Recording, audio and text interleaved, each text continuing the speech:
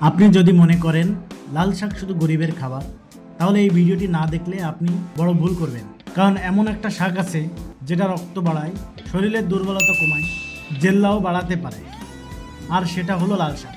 কিন্তু থামেন, এই লাল শাক যদি ভুল নিয়মে খান তাহলে হতে পারে পেটে গ্যাস, কিডনিতে সমস্যা, আর কিছু মানুষের জন্য ভয়ঙ্কর ক্ষতি। আজকে আমি বলবো লাল শাক খেলে কি কি হয় আর কাদের জন্য এটা বিপদ হতে পারে। সবকিছু একদম পরিষ্কারভাবে শেষ পর্যন্ত দেখলে আপনার উপকার নিশ্চিত। লাল শাক কি এবং কেন এত জনপ্রিয়? লাল শাক আমাদের দেশে প্রচুর পরিচিত একটি সবজি। এই শাকে থাকে অনেক ভিটামিন, খনিজ আর প্রচুর আয়রন। অনেকেই এটা খায় রক্তের জন্য, আবার কেউ খায় স্বাদে। কিন্তু আসল কথা হলো লাল শাক শুধু শাক না, এটা একটা প্রাকৃতিক শক্তির খাবার। লাল শাকের উপকারিতা: 1. রক্ত শূন্যতা কমাতে সাহায্য করে। লাল শাকে থাকে আয়রন।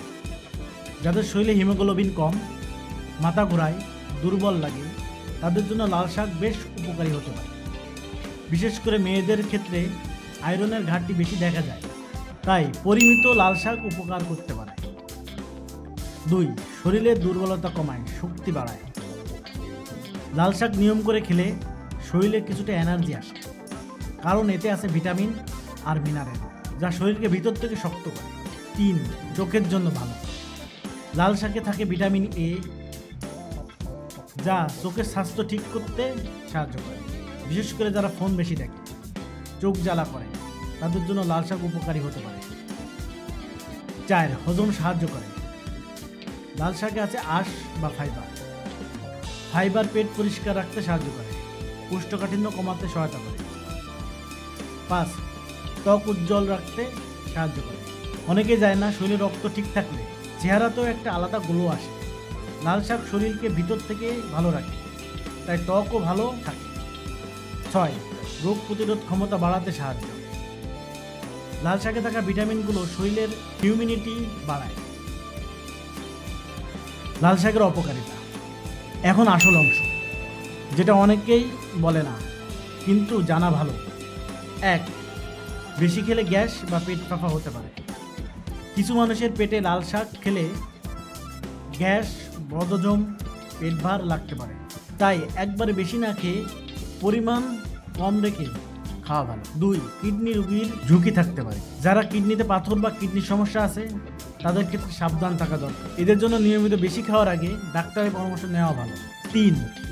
যাদের ইউরিক অ্যাসিড বা জয়েন্ট পেইন আছে। কিছু মানুষের ক্ষেত্রে শাক বেশি খেলে জয়েন্ট ব্যথা বা ইউরিক অ্যাসিডের সমস্যা হতে পারে, তাই এমন সমস্যা থাকলে সপ্তাহে কম খাওয়া ভালো।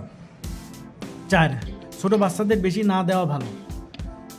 ছোট বাচ্চাদের হজম শক্তি কম থাকে, তাদের বেশি লাল শাক দিলে গ্যাস বা পাতলা পায়খানা হতে পারে।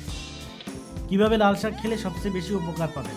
লাল শাক খাওয়ার সঠিক নিয়ম: ভালোভাবে ধুয়ে রান্না করা, বেশি তেল বা মশলা না দেওয়া, বেশি ঝাল না দেওয়া, পরিমাণ মেপে খাওয়া, আর খালি পেটে অনেক বেশি না খাওয়া ভালো।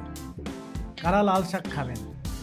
দুর্বলতা যাদের বেশি, রক্তশূন্যতা আছে যাদের, কোষ্ঠকাঠিন্য আছে যাদের, ভিটামিনের ঘাটতি আছে যাদের। কারা সাবধান থাকবেন?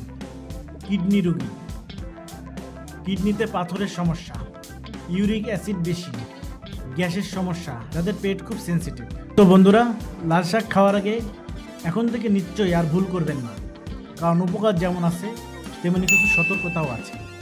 আপনার শরীরের যত্ন নিন, নিজেরটা নিজেই বুঝে নিন। আবার দেখা হবে খুব শিগগিরই অন্য একটা নতুন ভিডিও নিয়ে। আল্লাহ হাফিজ।